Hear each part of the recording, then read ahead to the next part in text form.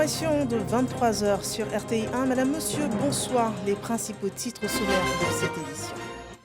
Le président de la République reçoit les lettres de créance de 8 nouveaux ambassadeurs. Ils représentent l'Inde, la République de Corée, la Turquie, le Sénégal, les États-Unis, la Suède, le Danemark et la Norvège. Les nouveaux diplomates accrédités s'engagent à affermir davantage les relations entre leurs pays respectifs et la Côte d'Ivoire. Le FMI en mission terre ivoirienne pour des négociations en vue d'un troisième programme économique et financier. La Côte d'Ivoire, qui pèse 40% du PIB de l'espace UEMOA, souhaite déployer une stratégie tenant compte de sa croissance économique.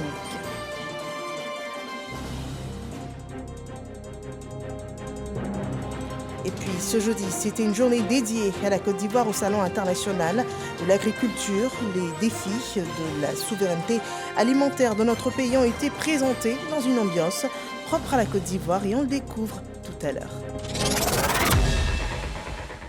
Bienvenue dans ce 23 h. Ouvrons ce journal avec le traditionnel aquaba du président de la République à 8 nouveaux ambassadeurs accrédités en Côte d'Ivoire.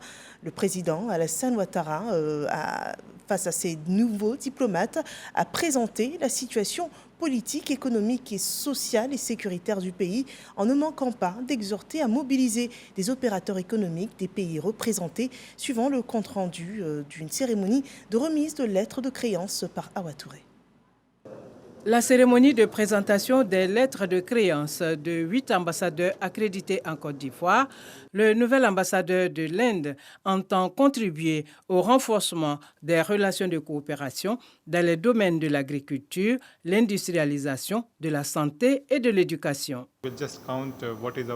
Je compte sur mon leadership, travailler dans le sens de renforcer les capacités dans le domaine de l'agriculture, de l'éducation, de l'innovation technologique. Aussi, nous souhaitons renforcer notre coopération industrielle en nous appuyant sur l'exploitation des produits comme la noix de cajou. La Côte d'Ivoire et la Corée, ces 62 dernières années, ont considérablement élargi leur champ de coopération. L'ambassadeur de la République de Corée veut travailler à l'amplification de la coopération bilatérale pendant son mandat. La Côte d'Ivoire abrite la première ambassade sur le sol africain de la République de Corée et c'est un véritable honneur. Nous comptons donc travailler dans le sens de renforcer la coopération dans plusieurs domaines, notamment le transport, l'éducation et la santé. La nouvelle patronne de la diplomatie turque en Côte d'Ivoire va pour sa part s'investir dans le développement de la coopération bilatérale à travers une présence accrue en Côte d'Ivoire des entreprises privées de son pays. On va beaucoup travailler pour augmenter les relations dans tous les niveaux, dans le domaine du sport, dans le domaine de l'économie, surtout les investissements. Pour l'ambassadeur du Sénégal, les présidents Alassane Ouattara et Macky Sall ont ces 10 dernières années donné un nouvel élan à la coopération entre leurs pays. Il va pour sa part s'attacher à mettre en pratique les différents accords et ouvrir de nouveaux champs de coopération. La force de la relation entre les deux pays fait qu'il y a beaucoup de travail à faire. Et donc, en tant qu'ambassadeur, il m'appartient de me mettre en travail, en liaison bien sûr avec les autorités ivoiriennes, pour renforcer cette coopération, la dynamiser. Et l'objectif, c'est de renforcer la résilience de nos deux États. La Côte d'Ivoire et les États-Unis, selon la nouvelle chef de la diplomatie américaine, partagent la même vision pour l'avenir. Elle va donc travailler davantage pour renforcer ce partenariat pour le bénéfice mutuel des deux pays. Notre partenariat continuera à se renforcer grâce à cette vision partagée et les objectifs en commun. Notre travail sera basé sur la confiance et le bénéfice mutuel pour nos deux pays. Le transport urbain, la sécurité routière, les énergies renouvelables, la digitalisation et l'hydraulique villageoise sont au nombre des priorités de l'ambassadeur de Suède en Côte d'Ivoire. Il y a déjà un grand projet où plus de 10% de la population rurale est impliquée en Côte d'Ivoire pour le fournissement de l'eau potable dans plus de 1200 villes du pays par une entreprise suédoise. Les relations de coopération entre la Côte d'Ivoire et le Danemark, qui datent des années 60, sont excellentes. L'ambassadeur Tom Helge Noring compte les renforcer à travers l'assistance au développement. Mais au-delà de cela, renforcer les relations bilatérales lorsqu'il s'agit de renforcer les relations entre le secteur privé et le secteur public, qui sont pour ma part un moteur de développement pour la Côte d'Ivoire et surtout pour toute la région. L'ambassadeur de la Norvège en Côte d'Ivoire place son mandat sous le signe du développement des relations économiques et politiques avec une attention particulière à l'autonomisation de la femme. La Norvège soutient l'Académie internationale contre la lutte contre le terrorisme et je pense qu'ici, la Côte d'Ivoire joue aussi un rôle régional très important et nous, on continue et on va continuer à renforcer nos relations comme un partenaire fiable dans le futur pour la Côte d'Ivoire, pour la région aussi. Le président de la République, Alassane Ouattara, après avoir reçu les lettres de créance des 8 ambassadeurs, s'est félicité de l'excellence des relations que la Côte d'Ivoire entretient avec leurs pays respectifs. Mesdames et messieurs les ambassadeurs, votre prise de fonction officielle intervient au moment où la Côte d'Ivoire connaît des progrès importants dans plusieurs domaines, notamment dans les domaines politiques, économiques, social et sécuritaire. Sur le plan politique, je me félicite des avancées majeures observées depuis le dialogue politique organisé en 2022, ainsi que la confiance retrouvée au sein de la classe politique. Au niveau économique, la Côte d'Ivoire est restée l'une des économies les plus performantes à l'échelle mondiale, en dépit de l'impact négatif de la pandémie de Covid-19 et de la guerre en Ukraine. Cette résilience a permis de maintenir un taux de croissance économique de 6,7% en 2022 et une projection de 7% par an en moyenne. Au niveau sécuritaire, l'État a procédé au renforcement du dispositif de sécurité intérieure, à l'augmentation des effectifs et de la capacité opérationnelle des forces de défense et de sécurité afin de lutter efficacement contre toutes les menaces, y compris la menace terroriste dans notre pays. Au thème de la cérémonie de présentation des lettres de créance au chef de l'État, les ambassadeurs accrédités ont eu droit aux honneurs militaires. Un cérémonial orchestré par des éléments de la garde républicaine. Et toujours sur le tableau de la diplomatie au Palais de la Présidence de la République, ce jeudi, le président Alassane Ouattara a échangé avec l'ambassadeur du Royaume d'Arabie Saoudite en Côte d'Ivoire, Abdullah bin Ahmad Al-Sobeh. Le diplomate est en fin de mission. Il s'est réjoui de l'excellente coopération entre la Côte d'Ivoire et l'Arabie Saoudite, relation matérialisée par le financement de plusieurs projets de développement par la Banque islamique de développement.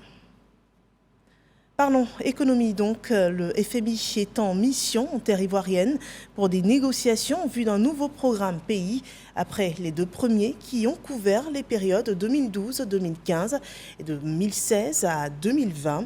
La Côte d'Ivoire pèse 40% du PIB dans l'espace UEMOA et le FMI souhaite assister le pays dans sa dynamique de maintien de la stabilité macroéconomique avec l'ambition d'atteindre le rang des pays à revenus intermédiaires de la tranche supérieure. Le développement dans ce rapport de Lansine Bakayoko. Ces négociations, les 3e du genre engagées par le gouvernement du président Alassane Ouattara, doivent nécessairement aboutir à un programme économique et financier échelonné sur les 3 prochaines années. Les échanges porteront entre autres sur des sujets déjà discutés lors de précédentes missions, à savoir le cadre macroéconomique, l'évolution du secteur énergie, la stabilité du système financier. Bien évidemment, les questions liées au climat et à la lutte contre le terrorisme, qui ont un coût budgétaire important seront également au centre de nos échanges. Dans la balance, Adama Coulibaly met les acquis des 2 derniers programmes avec, entre autres, la création de marges budgétaires nécessaires à l'investissement public, l'assainissement des finances publiques, la gestion efficiente de la dette, l'amélioration des performances des administrations fiscales et douanières, la mise en œuvre de plans de restructuration des banques publiques ou même le renforcement de la gestion des risques budgétaires liés aux entreprises publiques et aux partenariats publics-privés. Ces programmes ont contribué non seulement au renforcement de la solidité de notre cadre macroéconomique, mais ont surtout contribué à l'amélioration significative du bien-être des populations. Cette mission du FMI intervient dans une période de triple choc relatif à la pandémie, à la crise russo-ukrainienne et à un resserrement monétaire mondial. Nous allons travailler sur un programme qui va maintenir la stabilité macroéconomique et la viabilité budgétaire et de la dette, tout en créant un espace budgétaire pour les dépenses sociales et les investissements prioritaires. Ce nouveau programme avec la Côte d'Ivoire devrait permettre d'atteindre le statut de pays à revenu intermédiaire d'ici à 2030. On voit bien, la Côte d'Ivoire entretient de bonnes relations d'amitié et de coopération avec les États du monde. Une activité à succès mise en évidence dans un magazine édité par le ministère des Affaires étrangères, de l'intégration africaine et de la diaspora pour l'information des Ivoiriens. Laure Goretti et Jean-Marc Djadji. Le ministère d'État, ministère des Affaires étrangères, dispose désormais d'un magazine dénommé Côte d'Ivoire Diplomatie. C'est un bulletin d'une 40aine de pages en français et en anglais qui relaie l'actualité et les activités de ce département ministériel. Pour le directeur de la communication et des relations publiques, ce magazine permettra aux citoyens de se familiariser à la diplomatie, mais aussi de mieux cerner les actions du ministère de tutelle. Tout le monde connaîtra quel est le travail au quotidien que les diplomates abattent pour accompagner le développement de la Côte d'Ivoire, pour accompagner l'économie ivoirienne. Ce sont tout le temps des investisseurs internationaux qui viennent en Côte d'Ivoire. Mais il faut reconnaître que le travail qui est fait avant qu'ils arrivent, c'est un travail qui est entrepris avec les ambassadeurs dans nos représentations diplomatiques. Donc c'est un effort, une participation réelle que toutes ces représentations diplomatiques apportent à l'économie. Il était bon qu'on fasse saluer ce travail-là à travers un magazine. En plus de sa version papier, plusieurs plateformes numériques seront disponibles. Une émission télé dédiée à la diplomatie, en partenariat avec la radiodiffusion télévision ivoirienne, est également prévue. Des initiatives saluées par la ministre d'État et ses collaborateurs. Ça permettra de savoir que la diplomatie ne se limite pas seulement au verre de champagne. Au-delà du verre de champagne, le diplomate est à la tâche. Le diplomate est au four et au moulin. Le diplomate participe à la promotion de l'image de son pays. Je félicite tous ceux qui ont pu réaliser ce magazine aujourd'hui, parce que le ministère d'État, qui veut aller loin, doit se donner les moyens. Et je pense qu'à travers ce magazine Côte d'Ivoire Diplomatie, nous pourrons mieux faire connaître le ministère d'État, mais surtout les ambitions de la Côte d'Ivoire en matière de diplomatie. Le magazine Côte d'Ivoire Diplomatie est gratuit et disponible dans les ministères et représentations diplomatiques de la Côte d'Ivoire à l'étranger. Cette périodique sera publiée tous les 3 mois. Et toujours sur l'information gouvernementale, 3 membres du gouvernement étaient face à la presse ce jour à Yamoussoukro, une conférence sur la sécurité routière, précisément les enjeux, les défis et les perspectives des mesures révolutionnaires du transport routier en Côte d'Ivoire. Il est noté un net recul du nombre d'accidents de la circulation et avec l'instauration du permis à points depuis hier, des contrevenants auraient déjà été épinglés selon ce récit de Kader Sogodogo. Le ministre de la Communication et de l'Économie numérique, Amadou Coulibaly, porte-parole du gouvernement dans son rôle de modérateur, a à ses côtés le ministre de l'Intérieur et de la Sécurité, Vagondo Diomondé, et le ministre des Transports, Amadou Koné. Une conférence de presse qui se situe dans le cadre des rendez-vous du gouvernement. Un sujet d'actualité, la sécurité routière. Un thème, la modernisation du transport routier en Côte d'Ivoire, enjeux, défis et perspectives. Les accidents de la route ont fait 1505 morts en 2020, 1614 en 2021 et en 2022, 1051. Il fallait réagir. Une stratégie plus resserrée a été adoptée donc, par le gouvernement sur 5 ans, de sorte à réduire de 50% en 2025 le nombre de tués sur nos routes. Donc l'objectif est vraiment d'être en dessous de 800 tués en 2025. Vidéo-verbalisation, caméra de surveillance, permis à point. Le gouvernement sort le grand jeu.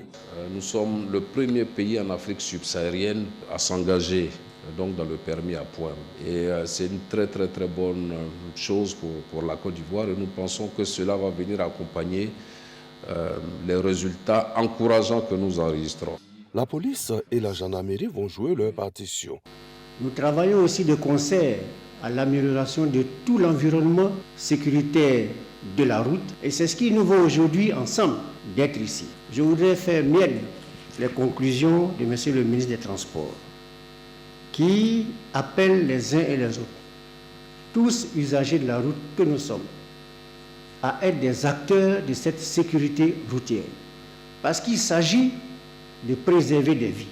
Le permis à point, démarré le 1er mars 2023, a déjà vu des conducteurs perdre des points, a annoncé le ministre des Transports Amadou Koné. Les rendez-vous du gouvernement, tribune d'échange, est initié par le Centre d'information et de communication gouvernementale, CICG. Pour la deuxième session, comme c'est le cas ici à Yamoussoukro, les membres du gouvernement, à 2 ou à 3, seront face à la presse. L'événement se fera cette année dans les capitales régionales. La Côte d'Ivoire, à l'instar de tous les pays du monde, célébrait hier la 33e journée mondiale de la protection civile. Une journée marquée officiellement par l'Office national de la protection civile dans la région de la Mai à Dopé, avec des activités avec en toile de fond le rôle des technologies de l'information dans l'évaluation des risques.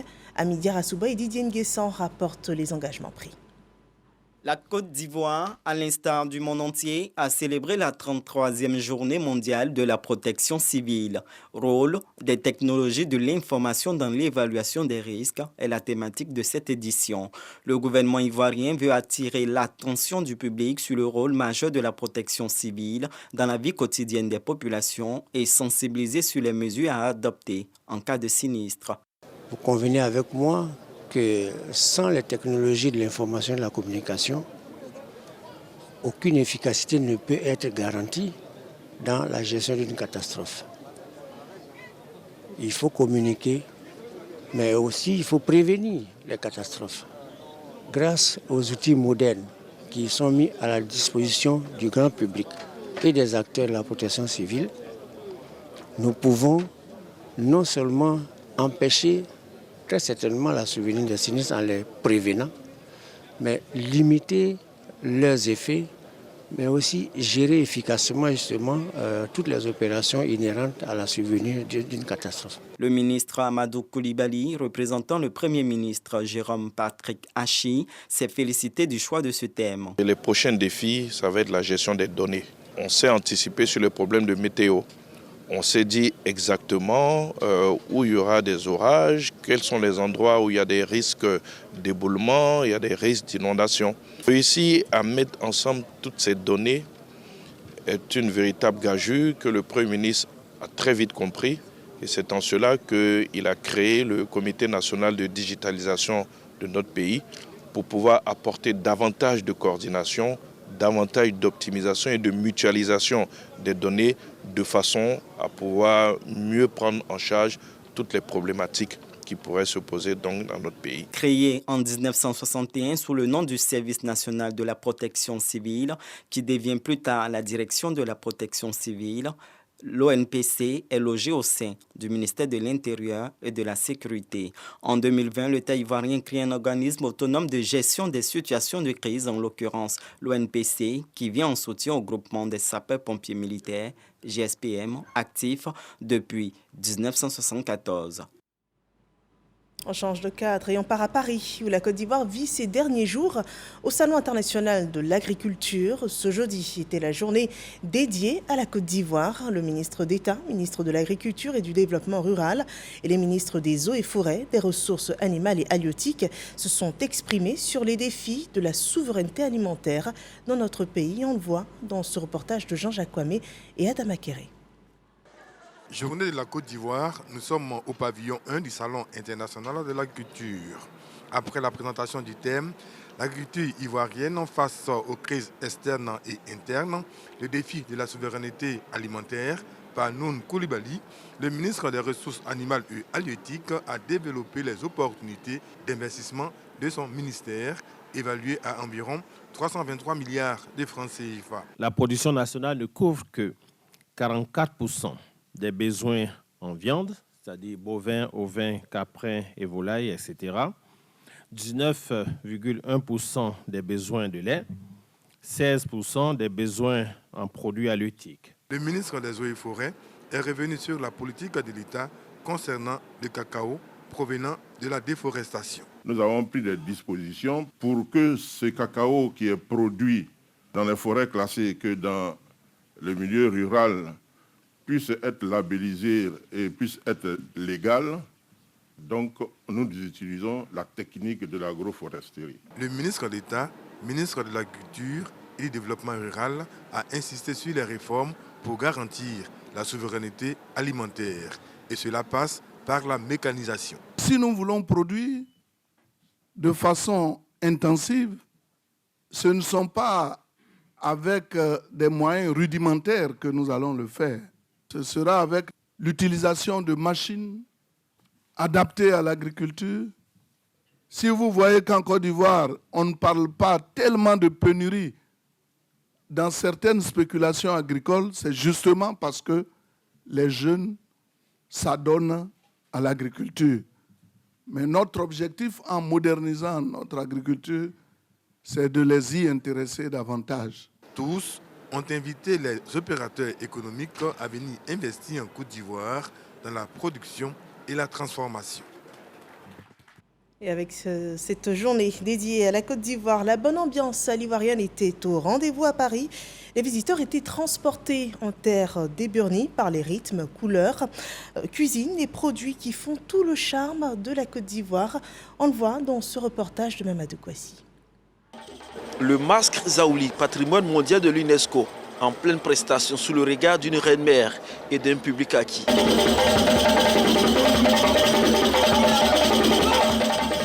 Une scène suivie d'un concours de danse des visiteurs.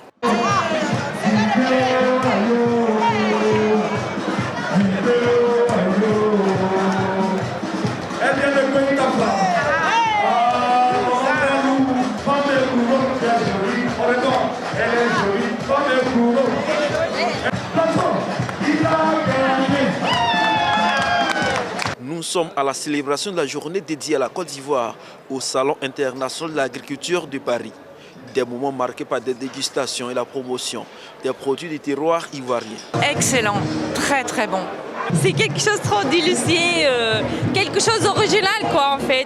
Salon de l'agriculture, nous proposons aujourd'hui tous les produits locaux de la Côte d'Ivoire. Spécialement, moi je suis venu avec la boussoin, qui est la liqueur aux épices, et puis le piment, appelé le sissi yibé. Mais tous les ans, je viens acheter des produits à base de safou. Ma femme s'en sert pour les produits de beauté et puis pour la nourriture. Pour cette journée, le stand Côte d'Ivoire est pris d'assaut par de nombreux visiteurs venus découvrir et faire découvrir la Côte d'Ivoire à des générations. Ouais, nous sommes là pour montrer aux enfants la culture de chez nous, pour leur montrer ce qu'on a en Côte d'Ivoire comme le café, le cacao, le chocolat. Je suis très satisfaite du stand de la Côte d'Ivoire. Il y a beaucoup de... C'est attractif et voilà, on aimerait toutes les années retrouver encore notre stand ainsi. Je me retrouve au pays, là je viens de chanter l'hymne national, trop contente et les musiques aussi qui vont avec. Je vois un peu la famille entre guillemets, si je dois appeler ça comme ça me fait plaisir. Je suis Kofi de Dimbokro en Côte d'Ivoire. Je suis franco-ivoirien. Je suis rentré à Paris et je suis fier de voir à quel point la Côte d'Ivoire est représentée ici. Le chocolat ivoirien, les noix de cajou, les escargots géants et le garba. Bref, l'on peut tout trouver sur les stands de Côte d'Ivoire. Ici, nous proposons le garba pour montrer à l'international, au monde entier, que le garba, qu'on parle, la tchéké et le poisson thon salé viennent de la Côte d'Ivoire. Je suis étonnée par la beauté, par la taille de ces escargots. C'est fantastique. Je suis époustouflée, magnifique. De quoi réjouir les autorités ivoiriennes en visite sur les stands. C'est avec beaucoup de fierté en tant qu'Ivoiriens cette fois-ci que nous avons constaté la forte présence de la Côte d'Ivoire à cette rencontre internationale importante de Paris. Ça donne fierté d'être ivoirien. Que Dieu bénisse la Côte d'Ivoire. Je veux me réjouir de la belle mobilisation de notre diaspora ici en France pour apporter son appui à la journée de la Côte d'Ivoire au Salon international de l'agriculture ici en France. Le stand ivoirien restera animé jusqu'à la fin de la 59e édition du Salon international de Paris, prévu pour ce dimanche 5 mars 2023. Voilà une belle ambiance de la Côte d'Ivoire qui apporte la chaleur à ce salon international de l'agriculture à Paris. Nous passons à présent au dossier politique de la semaine. Le dossier s'intéresse cette semaine à la vie des partis politiques peu connus du public ivoirien, alors que le ministère de l'Intérieur en dénombre 200 en dehors des 3 grands partis. Quels sont ceux qui partagent le paysage politique ivoirien? Pourquoi sont-ils moins visibles? Pourquoi également tout cela? Quels sont leurs défis en Côte d'Ivoire? Et surtout, quelle vision ont-ils de la Côte d'Ivoire? Des réponses auxquelles répond Marie-Chantal Akandan dans le dossier politique.